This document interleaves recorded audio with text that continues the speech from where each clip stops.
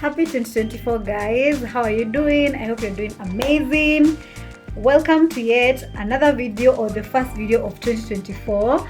I know I've been MIA on the Red app, but I'm finally back, and today I will be doing an upgraded version or an updated version of how to make sauerkraut, or what we know as fermented cabbage. And I will be using the red cabbage to be specific, and that is not to say that you cannot use your normal white cabbage, no, but I love the taste, the crunchy taste of using the red cabbage. So I'm also hoping to be more consistent in making you amazing videos, and without any further ado, let's get right into it. So the main ingredients are 1 red cabbage. We'll need a glass jar. Please get a glass jar, do not use a plastic can, alright? And the other star of the show is this salt, and you will also need a bowl. Okay, you can use a plastic one or this. Yes. So after getting your cabbage, make sure that you remove the outer part of the cabbage. Proceed to cleaning it well, chop it into small pieces, and after that I'll proceed and show you what to do next. Now that our cabbage is clean, we shall proceed to chop it into small portions.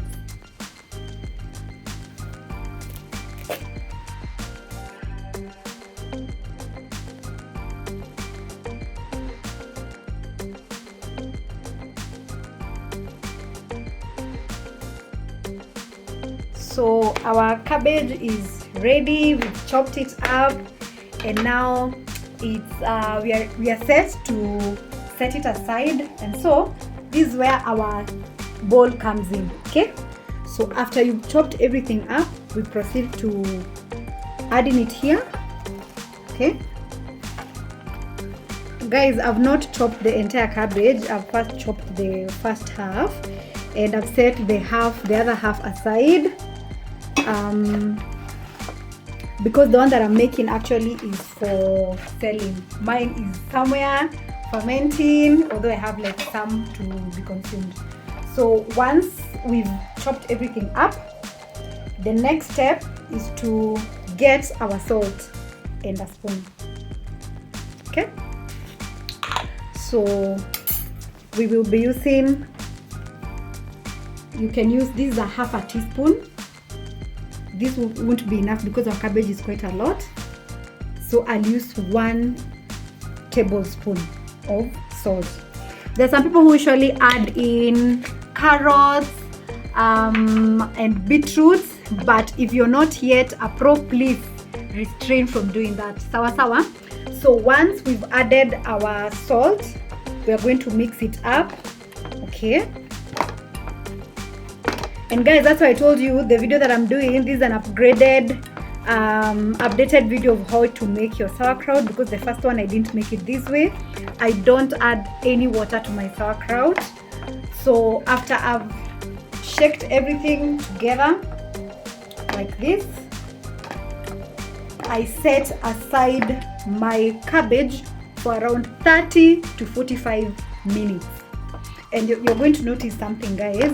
At the end of the 45 or 30 minutes, the water from the cabbage will have, like, the cabbage will have shrinked in size, and now we shall proceed to adding it here.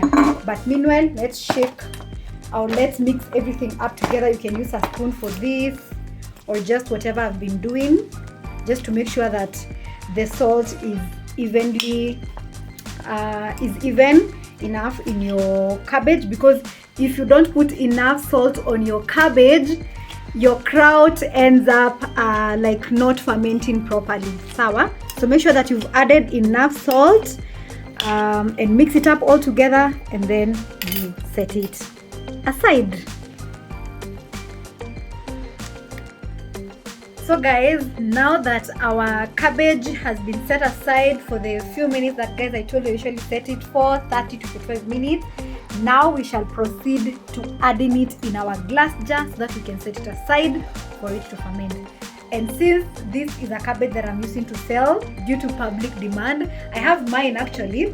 that has been fermenting here, but the one that I'm making right now is for people who have like asked me to be selling it to them. So you proceed to get this, right? Take your cabbage, add it inside, right? All of it.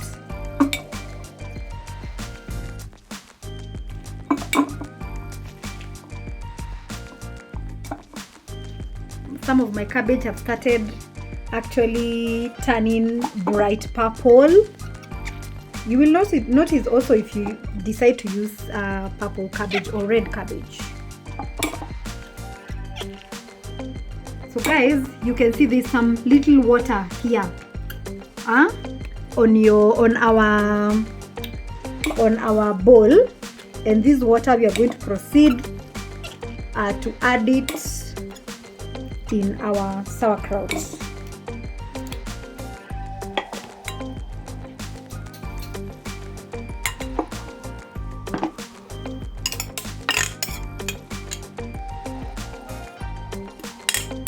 As I told you guys, I don't usually add water to my sauerkraut because cabbage originally usually have a lot of water, so I don't usually add in any extra water to my cabbage. So this is what I proceed to do after I've added my cabbage in the jar. I will get a rolling pin, or you can use the pestle, the one that we used to crush in the garlic and the ginger. But for now, since I don't have that one, I'm gonna use a rolling pin. All right, a rolling pin. So this rolling pin we are going to use to actually press the cabbage down until you get some form of water coming on top. All right,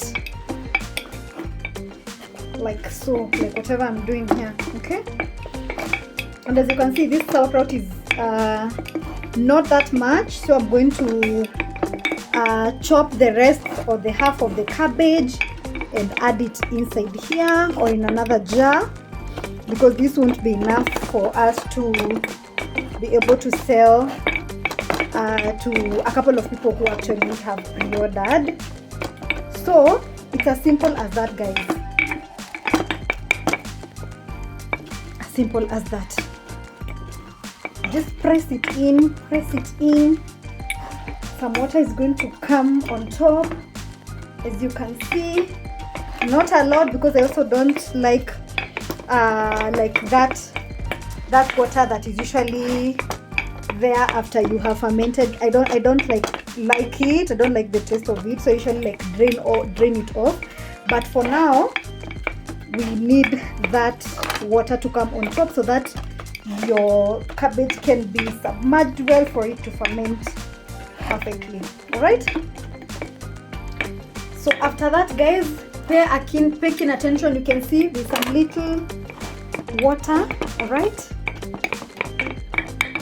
after you're done, you make sure that you tightly close the jar. Set aside your sauerkraut in a place whereby there is no direct sunlight. So put it in a cool and dry place. Let it ferment for, if you're quick to taste your sauerkraut, you can taste it after 1 week. Or if you want it to have like a more strong savory taste, you can open it after 2 weeks, which is what I usually actually do. So guys, that is just it. Some of the benefits of sauerkraut include what? This is the richest form of vitamin C, vitamin E, and also vitamin K. You want to have a boost in your immune system? Take sauerkraut.